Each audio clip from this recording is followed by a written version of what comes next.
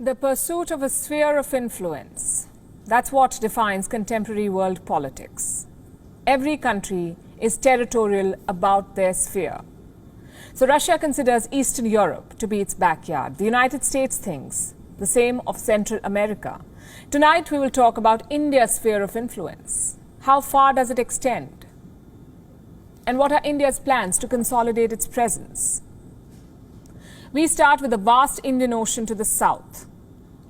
Indians have sailed these waters for hundreds of years. It's familiar territory, but of late the Indian Ocean has become a strategic playground, courtesy one country, China.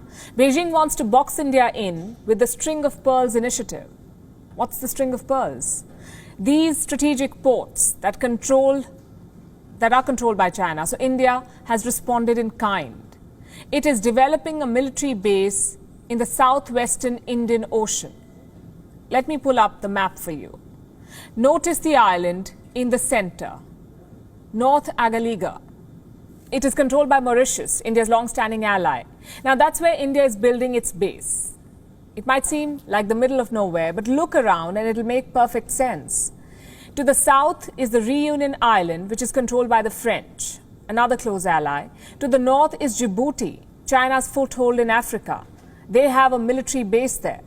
So the Indian base in Agalega serves two objectives. One is to coordinate with allies, which is already happening. India recently conducted joint patrols with French vessels from the Reunion. And the second objective is surveillance. From Agalega, India can keep an eye on southern African trade routes. Most of China's energy trade is concentrated here. But we're not quite at that stage, because North Agalega is still a remote outpost. It is 12 kilometers long, 1.5 kilometers wide, small even by island standards. Less than 300 people live there. Until a few years back, it was like a ghost island, but today it is buzzing with construction activity. This is what it looked like in October 2014, the island. It was a wilderness surrounded by sea.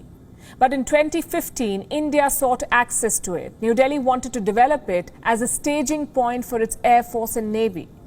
6 years later, this is what it looks like. There is a new 3,000 meter long runway. It is capable of hosting India's new Boeing patrol aircraft. To the island's north is a new seaport that is being constructed. There are barracks, parade fields and accommodation for Indian workers. Basically, it's a full-fledged Indian military base. Both India and Mauritius have been tight-lipped about it, but chances are this island will serve as a surveillance hub for India, a crucial foothold in the southwestern Indian Ocean. And it's not just India. Australia too is shifting focus to its military bases. Once again, courtesy China, Prime Minister Scott Morrison has announced a major spending spree, close to $580 million to upgrade 4 military bases to the country's north. All kinds of upgrades are being planned. A larger airstrip in the Northern Territory, new firing ranges, training facilities, and housing for US Marines during joint war games.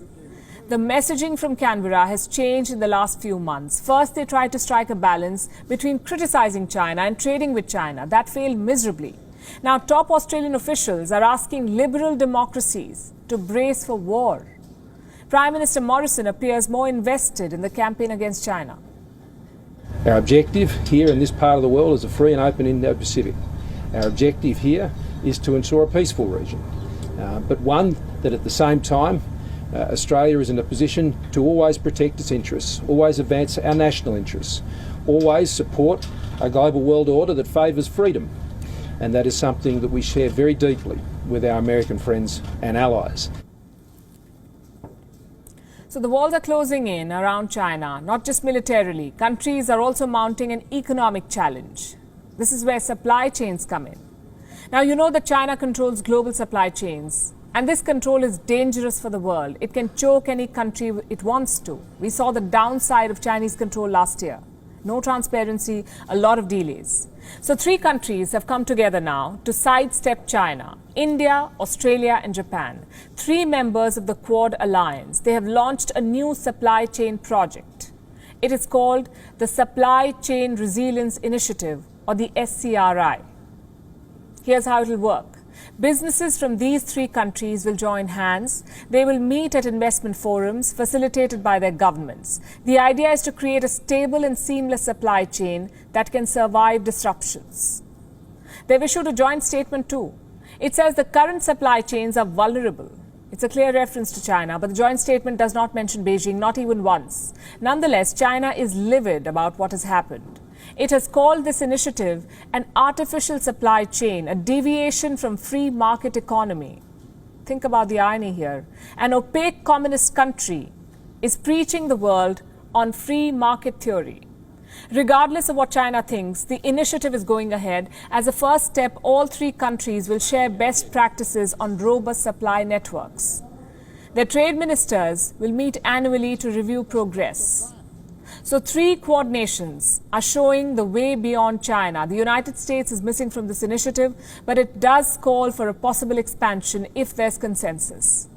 So it seems like countries are finally learning the lesson. Talks will not dissuade the Chinese military, but overseas bases and war games will.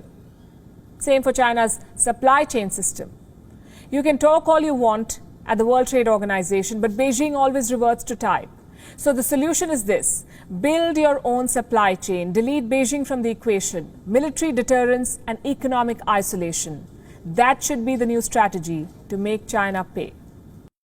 WION is now available in your country. Download the app now and get all the news on the move.